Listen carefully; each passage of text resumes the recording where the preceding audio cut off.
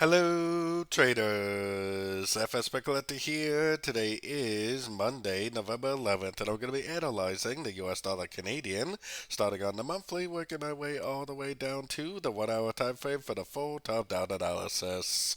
But don't forget to check out my website, fxpipcollector.com, if you'd like to get access to my swing trade signals, my daily members-only live streams on Zoom, and my 34 video trading course are included for only $30 per month.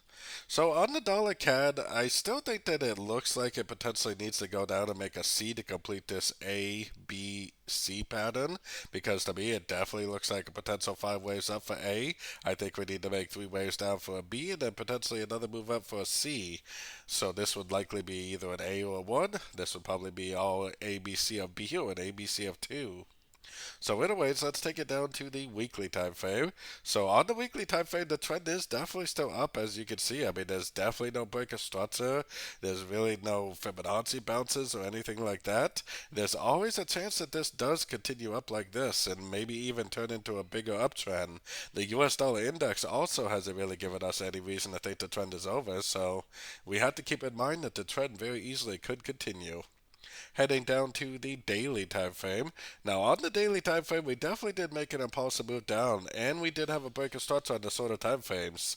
I was kind of hoping that this would either be an A, B, and then go down for a C, like to maybe the 38, 50%, and then give us a clear signal to go back up for the wave C, or if we're lucky, even this really is a wave B on the higher time frames, and this is actually going to turn into a downtrend. So we're going to have to watch and see if that's how it plays out.